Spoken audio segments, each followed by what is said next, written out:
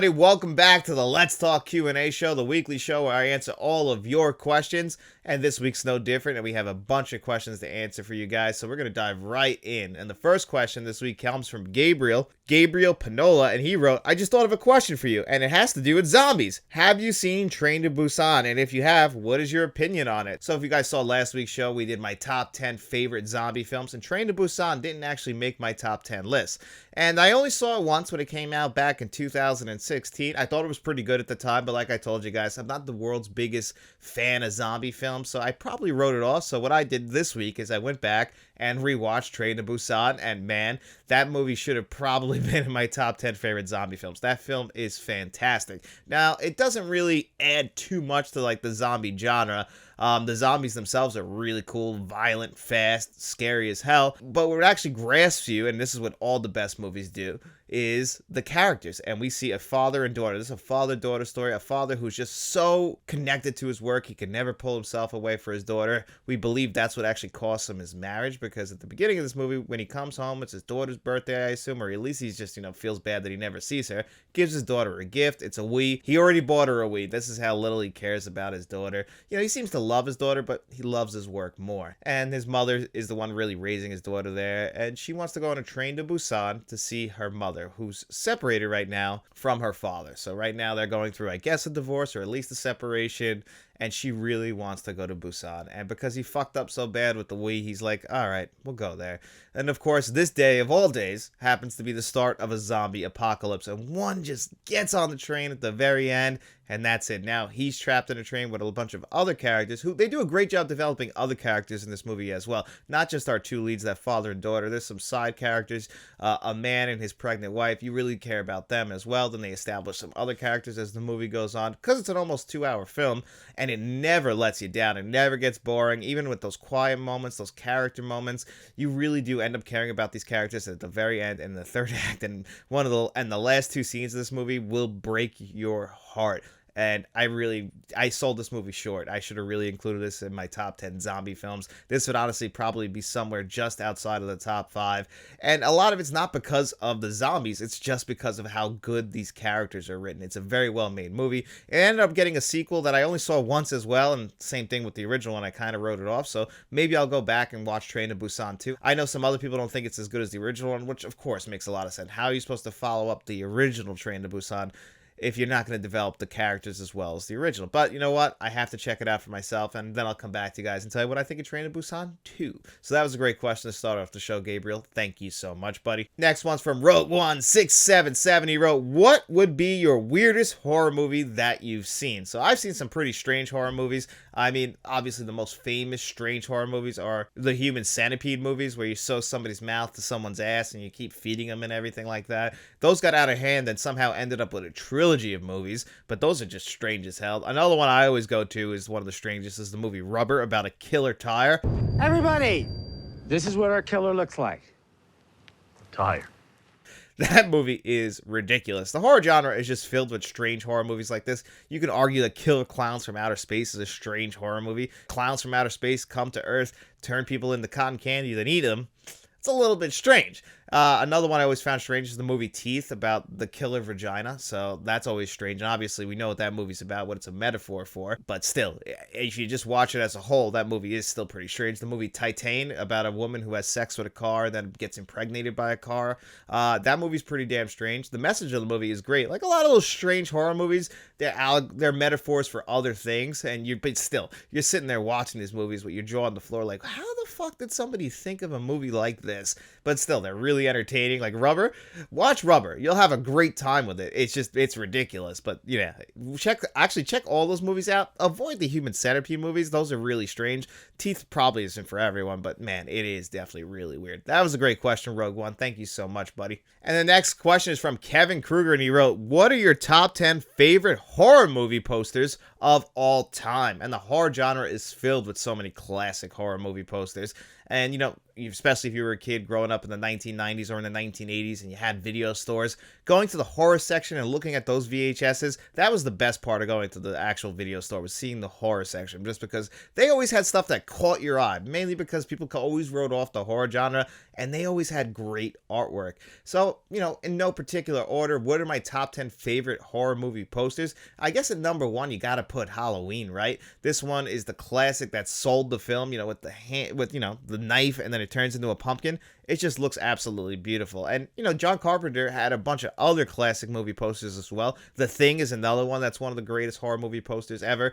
Hellraiser is a huge one. I would have never saw Hellraiser if it wasn't for the poster with Pinhead on it. It's so simple, but it really sells you on that movie. And Hellraiser 1 and 2 are great. Like I said, the series really falls off for me, but people do love the entire series. But the original movie poster, you were in. You were in to see Clive Barker's Hellraiser. And then another big one, and the entire series used great artwork by the same artist who did a great job, and those are the Nightmare on Elm Street films, but the first one is still the best one. I do enjoy all of them. Dream Warriors has another cool poster as well. This is at a time when posters sold you on a movie. I've talked about it. There's a list on this channel of my top 10 favorite movie posters of all time, and you could just go so simple with it. But my favorite movie poster ever is Batman 1989. All they had to do was put the Batman logo on it over a black background. Same thing with Jurassic Park. It was simple, but it worked. It was effective. Now, some of the greatest horror movie posters don't necessarily have to go that route. Another one is the classic 1978 George A. Romero's Dawn of the Dead, with that head peeking over. Oh my God, with the big red lettering. That looks absolutely beautiful as well. Another one that has a great 4K Blu-ray release from Turbine, The Frighteners. That is a classic poster. That's actually why I chose to get the classic hard case with the classic white poster. Again, very simple. Just the face kind of going through the wall. If you've seen the movie, you know what that is. And, this classic lime green font for The Frighteners. That's another one that is just absolutely huge for me. Also, Jason Lives, my favorite Friday the 13th film, also has my favorite Friday the 13th poster, which is another series that had a lot of classic posters. I think Friday the 13th Part 1 and Part 2 both have iconic movie posters. I just feel like Jason Lives is the best of the best. I even like Jason Goes to Hell and Jason X's movie posters. Freddy vs. Jason is a movie poster that I actually had hanging on my wall for years. You don't understand the anticipation for a movie than Freddy vs. Jason. And a poster like that just set it up perfectly. We're in there for a big time fight. You could have sold pay-per-view tickets for Freddy vs. Jason back in the day. People were waiting for that movie since 1993. It took us 10 years to finally get it. And yeah, that movie poster is also pretty damn badass. Another one that's a classic is the movie poster for 1980's Maniac. That's a movie that's if you've never seen Maniac, that movie is scary as hell. Feels just, it really captures the late 1970s, early 1980s feel of New York City. And man, it also has one of the coolest shots in the movie when you see a head get blown off. I think Tom Savini did that. I'm pretty sure Tom Savini did that. But the movie poster for Maniac, it's fantastic. Another one of the all-time classic horror films, just writing The Shining with those two eyes over yellow. That's another one that's classic. Another one that's just very, very simple. That one's one of the better ones out there. You don't have to do too much all the time, like I was saying. And The Shining didn't do too much, and it worked out perfectly. That's why when Warner Brothers commissioned it for the regular slipcover of their 4K Blu-ray release, I opted to go with the Steelbook, which is absolutely beautiful, whereas the slipcover version, it's nice, but, again, you got that classic artwork out there, and I would have just preferred that, which I've learned there's a reason for that why Warner Brothers actually is struggling with getting the original artwork. It comes down to licensing. That's why we've been having all these issues, is they can't get the licensing rights to the original posters, apparently. Somebody told me that in the comment section of my Nightmare on Elm Street 4K Blu-ray review is the issue is just they can't get the rights to these movie posters, and I guess because you release these in different areas of the world, you got to get the rights for each area. It does become very complicated, and I really appreciated that information. Another classic one is Return of the Living Dead. In that kind of same era, you got also the original Evil Dead poster. I think that one's an absolute classic. Most people would probably say Evil Dead 2, but I actually really love the original theatrical release for the Evil Dead. That poster is iconic as well. So the horror genre is really filled with so many classic horror movie posters. I would say they're probably the most memorable, even though you got classic posters out there like Star Wars, but You just knew when you were growing up and you went into a video store, you knew those 80s and 90s horror movie posters. Another one that I absolutely forgot that I really shouldn't have is Scream from 1996, one of my favorite horror films ever. That has an iconic movie poster as well. And thank you so much, Kevin. I really do appreciate that. And we're going to answer one of Kevin's questions at the very end of this show. If you guys stick around to the very end, if you're into sports and football especially, we're going to answer a sports question at the end of this show. But I know not everyone's into that, so saving that for the end. But let's move on to the next question. And this one's from Sprazy110, and he wrote, what are some of your collecting pet peeves? Well, more specifically, what are your movie collecting pet peeves? And obviously the biggest one for me, and it drives me nuts, I know it drives a lot of other collectors nuts, is when a movie comes out, they release it on Blu-ray, and then about a year later, they release it on 4K Blu-ray. Or when they release it, and then a year later, you get a really nice steelbook, essentially making the collector double dip. And that's their target audience when they do things like that, is the movie collectors out there, because most people are not going to double dip, especially the regular people out there. You're lucky if you can convince them to buy a 4K Blu-ray. Forget expecting them to buy a 4K Blu-ray with a slipcover and then buy it a year later with the steelbook. No, that's to capitalize on the collectors who want to have their favorite movies in the best condition possible, even with the better packaging. Now, I personally don't ever go that route. Like, one of my favorite movies ever is Pulp Fiction. That's getting a beautiful 30th anniversary 4K Blu-ray release. It's nothing different than the 4K Blu-ray that I already have. It's just getting this beautiful collector's packaging. And unless I really have extra money lying around, I'm never going to do that. Now, when it comes to the Blu-ray, then eventually getting a 4K Blu-ray release, movies like Malignant got released with just a standard Blu-ray. And then I don't remember how many months later they gave us the 4K Blu-ray. And that just really, that's terrible. You can't do that to the collector. You know, they don't think that the 4K Blu-ray is going to come down the line. And then, of course, that's where patience comes in. Do you wait to buy it on 4K Blu-ray because it might come on 4K Blu-ray? See, I really won't buy new releases if they're coming to Blu-ray because I'm anticipating the 4K Blu-ray at some point. Thanksgiving is another example of that. It got a 4K Blu-ray release in a different region, but if you're in the United States, it got a Blu-ray release, and now we just got that 4K Steelbook. So it's like, you're damned if you do, you're damned if you don't, because you never know for sure. And I know how many collectors out there, how many of us have gotten burned on, you know, you pick up a Blu-ray at a sale like the Criterion Collection, and then like 2 months later it gets announced for a 4K Blu-ray release. I think the same week I bought Blowout on Blu-ray from the Criterion Collection, after waiting for it, it literally got announced for a 4K Blu-ray release the next week. I'm like, I fucking love Blowout. That's my favorite Brian De Palma movie. I have to get it on 4K Blu-ray. I was happy to grab it on 4K Blu-ray, but man, I just spent 25 bucks on it on Blu-ray. So that's always something that hurts being a collector as well. You know, the FOMO is really the big thing about being a collector. We always worry we're going to miss out. Some people who are really into slipcovers, if you only buy them, you can really only guarantee yourself a slipcover in the beginning, right at the initial release. So if you're really into the Scream Factory, Shout Factory slipcovers, you're not guaranteed to get that in one of their sales. You're only really guaranteed to get that at the beginning when it's at full price. So that stuff is also really tough because it backs you into a corner if that's what you're into. Same thing with the limited runs, special editions, you know, all that stuff. That's the stuff that when you're a collector, that stuff really hurts because you're just afraid you're going to miss out on it. And that's really the hardest part, and probably my biggest pet peeve about being a collector is just knowing if something is going to get released down the line or if I should just pull the trigger now. That's the toughest part. I know that we all struggle with that. And that was a great question, Sprazy. Thank you so much. We got one more from you that we're going to answer in a sec. But before we do that, we're going to answer Aaron Click's question, who asked, what 4 directors would be on your Mount Rushmore of giant blockbuster directors? And blockbuster directors are very different from like the greatest directors of all time. As much as I love Quentin Tarantino, my favorite director that's ever existed, Martin Scorsese, those are not blockbuster directors. If you look at the movies and how much money they've made, I believe Once Upon a Time in Hollywood is still the highest grossing Quentin Tarantino movie, which is incredible. The guy directed Reservoir Dogs and Pulp Fiction. But, you know, that's really for the cinephiles. Not everybody goes out of their way, especially to see that in theaters on week 1. I'm actually one of those people that love summer blockbuster season. It's not my favorite season of the year. I always look more forward to like the end of the year when studios are putting out what they believe to be their best films, and I get excited for those. But summer blockbuster season is right behind it. And, you know, we get blockbusters year round, but really that like May to the end of August, that's one of the best seasons of the year because of the hype for those movies, you know, the trailers. You know, things have changed, but back in the day it was great. You get so excited to go see a movie in the theaters, and if a certain director was releasing it, you know, those people who can create those big epics that just look huge on the big screen. Obviously a number 1 on my Mount Rushmore, and it's probably number 1 on everybody's Mount Rushmore. When you think of the blockbuster, who comes to mind first? Steven Spielberg, obviously. Without Steven Spielberg and the 1975 film Jaws, we wouldn't have what is today the modern blockbuster. People had to go and see this movie, releasing it on the same day everywhere. That wasn't what the norm was at the time. Movies like The Godfather and The Godfather Part 2 are the highest grossing films of the years of their release.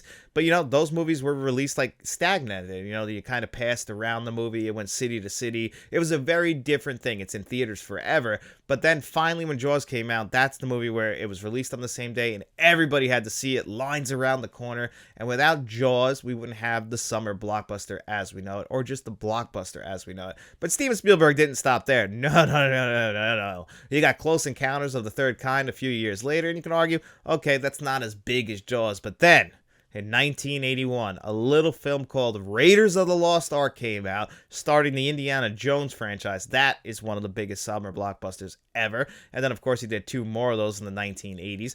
And, the 80s was probably the peak of Steven Spielberg. E.T., that's a summer blockbuster as well. My personal favorite of his movies. But then, in 1993, he releases Jurassic Park, one of the highest grossing films of 1993. I'm not too sure. It might even be the highest grossing film of 1993. But Steven Spielberg showed you he's not just a blockbuster director, despite being the best at it. That very same year, he directed the Best Picture winner in Schindler's List. John Williams did the score for both of those movies. But still, Steven Spielberg, he makes a lot more prestige films now. Every once in a while, we get that old summer blockbuster guy, in movies like Ready Player One. But, he'd rather make movies like The Post and West Side Story now. And he deserves that. He earned that. And the guy, grossed so much money for so many studios, but mainly Universal Pictures. And yet, you got to appreciate it. You got to put him at number 1. And at number 2 is a guy who I love, directed my favorite film of all time, and that is James Cameron. James Cameron at this point only makes blockbusters. So the bigger the better, with the greatest and newest stuff in technology. But back in 1984, he wasn't the blockbuster guy. He made a small, gritty sci-fi action horror film called The Terminator, my favorite film ever. But that movie gave him the ability to make movies like Aliens. And of course, that's the sequel to Ridley Scott, one of the other great blockbuster directors who might be on my Mount Rushmore. We'll have to wait and see who the other two are. But he directed Aliens. That led to The Abyss, which is a big blockbuster as well. Then Terminator 2, one of the biggest blockbusters of the 1990s. True Lies, and then of course Titanic. All these movies are big and epic in scale. They gross a shit ton of money, and then eventually you get the 2 Avatar movies, and that's always made sense. But those are huge blockbusters that the crowds still keep coming out for, and that's probably all he's going to direct for the rest of his career. But you got to admit, the guy draws in crowds, he draws in money, and there isn't that many big blockbuster directors like James Cameron. And in number 3 is the modern king of the blockbusters, Christopher Nolan. And Christopher Nolan combines, very thought-provoking films with those big blockbuster feeling films like the Steven Spielberg films of years past. James Cameron movies, they don't have the best dialogue, you can argue, especially in some of his more high-profile films. I felt like the Avatar films have been done before. They're not really breaking new ground, whereas Christopher Nolan, he combines so many different elements of sci-fi, action sequences that are absolutely incredibly well done with practical effects. The guy made Oppenheimer, which has no business being a blockbuster, but is one of the highest grossing films of last year. Obviously, combining that with Barbie was a huge weekend, but you're telling a story about the guy who created the atomic bomb, and only Christopher Nolan can make that movie into a blockbuster because he knows how to create these big, beautiful movies, non-linear storytelling, all done so well just because the guy is a great storyteller, a great director, and he knows how to shoot so many different things. Dunkirk is another one. Yes, that does feel more like a blockbuster. Interstellar, that has no business being a blockbuster. Inception, obviously the guy is most known for the Dark Knight trilogy of movies, and those movies drew in some money for Warner Brothers, but he grounded the Batman character more in reality. Christopher Nolan is one of those special directors, and when it comes to the blockbuster, there aren't too many guys better, so of course he has to be at number 3 on my Mount Rushmore. Now, picking my 1, 2, and 3 were very, very easy. It was number 4 I had a hard time with. And my heart wants to pick Ridley Scott because I think Ridley Scott overall is the better director. But a lot of his movies aren't the most successful at the time of release, and they don't get recognized as much. And they didn't draw in as much money as, say, the guy who I actually will put on my Mount Rushmore. Ridley Scott's movies like Alien and Blade Runner are very, very memorable. He still puts out movies like Napoleon that came out last year. Gladiator 2 comes out pretty damn soon. Those are blockbuster movies, especially in their scale. But they don't always make money. Ridley Scott takes a lot of swings, and there's a lot of misses in there, and a lot of bombs in there. Now, the guy who I will pick makes a lot of movies that I don't necessarily love, and that guy is Michael Bay. I love Bad Boys. I love Bad Boys 2. I love Armageddon. These movies made a lot of money. They are obviously blockbusters when you look at them. The Transformers franchise, I hate that franchise, but man, they got a crowd, and they drew in a ton of money. And it's always, and the guy is so known for his action movies and his blockbusters that when he makes something small, like, what is it, 13 Hours, that's not necessarily a small movie, but in the world of James Cameron, like Pain and Gain, that is considered a small movie because it's not going to reach the same audience that the Transformers movies make. And he still makes these big kick-ass action movies. I don't necessarily love those movies, but if you're going to pull a guy out who can make a great action movie and have things just blow the hell up and make it look pretty as hell, you call in Michael Bay. I'm not necessarily a huge fan of the guy, but he did direct some movies that I do love. The Rock is an all-time classic as well. So, you know, it is what it is when it comes to Michael Bay. Some people really love his Transformers movies. I personally think they're a sin against cinema, but hey, it is what it is. If you love them, I really respect that. They're your movies. They're just never going to be movies that are there for me. And that was a great question. I really appreciate that, Andrew. That's an awesome question. Thanks so much, buddy. And the next questions are from the Unknown Seeker, and he wrote, one of the scariest jump scares that you've seen made you scared and terrified, and one of the greatest and one of the goriest movies that you've seen. So for me, the two greatest jump scares are in The Exorcist 3. That jump scare is iconic. It's considered one of the greatest, so I'm not really treading new ground there. But the one that always scared the hell out of me, and even though I still know it's coming, it still gets me every single time, and that is in 2002's The Ring. That scares the hell out of me. It's very early in the movie. It's very fast, but it gets you. I mean, and it still gets you. When you see it, they actually use the real puppet for this, or I don't know what the hell they call this, a cadaver. I don't know. When they create a body that looks like the girl. So when they flash to it, it's so quick. It just scares the hell out of you. And of course, it's the sting and the score that gets you. But that is the one jump scare that I'll always put in number one. The Exorcist 3 is right behind it. And what is the goriest movie I've ever seen? You know, the thing with gore is you can go a bunch of different ways with it. You can have over-the-top, silly gore, realistic-looking gore, or just gore for the sake of gore, like the Terrifier movies. Now, those are probably the goriest movies I've seen. I don't particularly love them, but I love that the Terrifier 3 is killing it at the theaters. Seeing a nice, small, independent film do as good as it is, that's something I always love to see. Obviously, it's killing Joker 2, which probably deserves it at this point, unfortunately. Warner Brothers is the king. This is the big difference between an indie film and a studio like Warner Brothers. You know, Warner Brothers just very out of touch with the world of film at this moment, and it's very unfortunate, and you don't like to see that. But on the other side, you see a movie like Terrifier 3 making all this money, and you love to see that. Like, really people passionate about the film industry. Even if I don't love those Terrifier movies, they are some of the most popular movies right now. Art the Clown, he became a superstar overnight. It took 3 movies. It was a very meteoric rise to this point where it's the #1 film at the box office. I'm sure nobody saw that coming. But still, those are some of the goriest movies you'll ever see. The Saw movies are very, very gory. I think of Evil Dead 2, like the blood just flying at Ash, that stuff. Those are probably the goriest movies that I've seen of the Evil Dead movies. All of them. But Evil Dead 3, the Evil Dead remake has the raining blood in that movie. You ain't gonna get much gorier than that. I like the Dawn of the Dead movies. Obviously, you can do a lot more gore with the zombies because people have already accepted that they're dead, so you can disembowel them, do whatever the hell you want to them. So like the original Dawn of the Dead movie, the Tom Savini effects for that, I love them. Iconic. With the guy's head getting clipped off, I'll always love that. So that's the ones I would pick. That's a great question as well, the Unknown Seeker. Thank you so much, buddy. And the next question from Sprazy110 is, how did you first start reaching out to other content creators to appear on the channel and then on yours? So actually, I very rarely, if ever, ask anyone any other content creators to appear on this channel. If you watch the Tuesday live stream show, that's Frank from Frank Media and Review Show. I just share it here on my channel.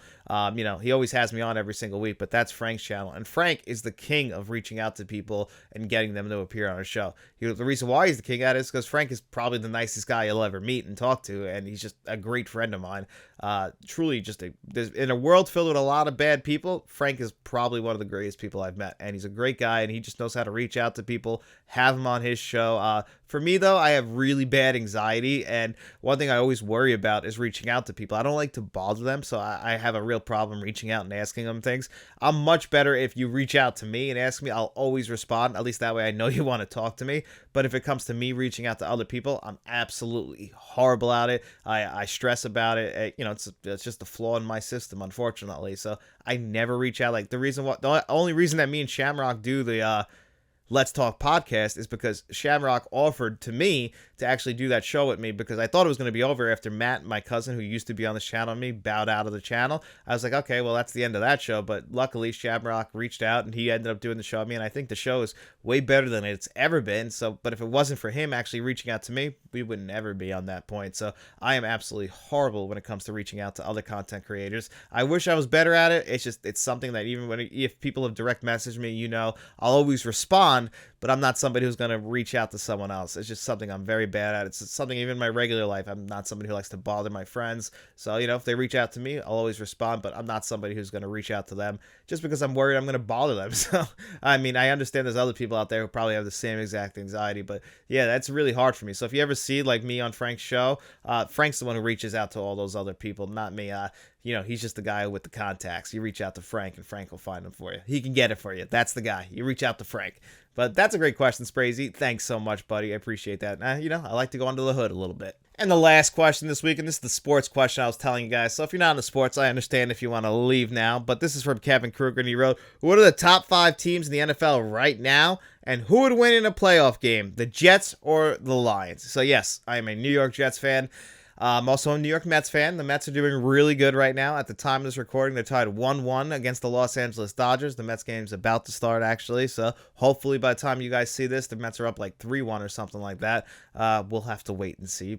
Fingers crossed. Now, the Jets, on the other hand, they are a dumpster fire of an organization. They have been for most of my life.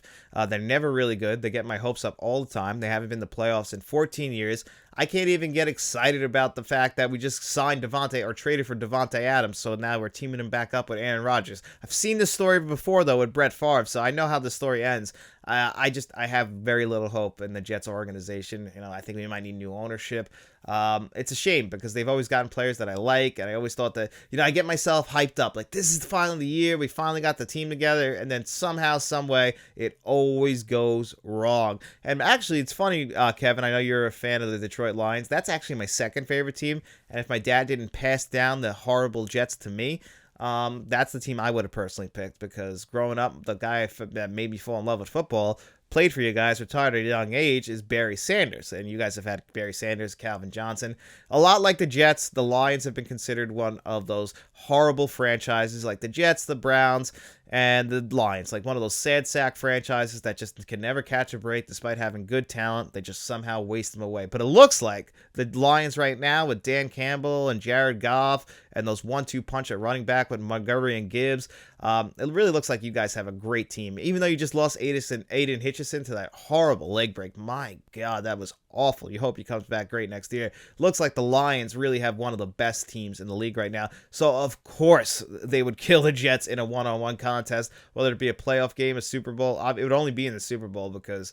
actually, do we play you guys this year? I'm not 100% sure because I know we played the Vikings, so we might play the whole NFC North. So yeah, you guys would kill us. There's no doubt about it. The Jets, even with Devontae Adams, I don't see them moving the needle at all. But who are the top 5 teams in the NFL right now? At number 1, it's got to be the Kansas City Chiefs. They're still undefeated. They just find a way to win. They're like the Patriots of old. No matter what, if Patrick Mahomes is having a bad game, the defense is having a bad game, they just will find a way to win because they're the best team in the league. And, you need a quarterback who's clutch. There isn't a quarterback more clutch right now than Patrick Mahomes. So if he's having a bad game, you put the ball in his hand with a minute left.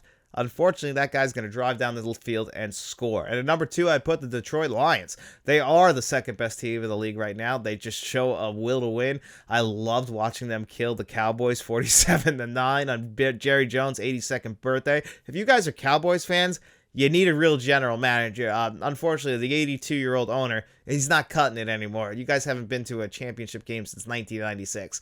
And it ain't happening this year, let me tell you. And it ain't going to happen for a long time until you guys straighten out your entire organization. So they won't be on the list. And at number 3 are the Vikings. Before the year started, I said the Vikings are going to be absolute trash. If you guys remember in training camp, Everybody kept getting injured, including the rookie quarterback. And then they're bringing in Sam Darnold, who the Jets drafted, by the way. There's 2 quarterbacks in this league who are having a fantastic year. Geno Smith, who's been on a run with the Seahawks, and then, of course, Sam Darnold. Jets drafted both of those guys, got rid of them because the Jets are the Jets. So it looks like Sam Darnold's a pretty damn good quarterback, like we thought when we drafted him. He just had to get on the right organization because this organization has overcome all of these injuries. Of course, you have one of the best wide receivers in Jordan Jefferson. The team is just stacked overall, and I'm happy for them. I'm happy for Sam Darnold. I don't wish anything bad on him. It wasn't his fault what happened. It was 110% the Jets. So I would put them at number 3. And at number 4, I got the Baltimore Ravens. Lamar Jackson. I mean, this team, it didn't look good the first 2 weeks, but you got to really give teams a little while, especially when it comes to September. Some weird stuff happens in September because these players don't play in the preseason anymore.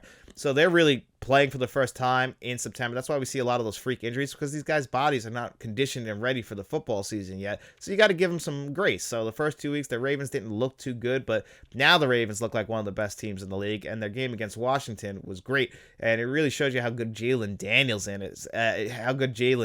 is for them. And it looks like the Commanders finally got their quarterback of the future, something I can only dream about. So I'm happy for them as well. They're not in the top 5, but the Ravens are in the top 5. And then number 5, another AFC team, I would put the Houston Texans with C.J. Stroud. DeMarco Ryan is one of the best coaches in the league. I believe that was the coach that took over Robert Saleh's job because the Jets took him from San Francisco. He was the defensive coordinator. And then DeMarco Ryan, who played for the Texans,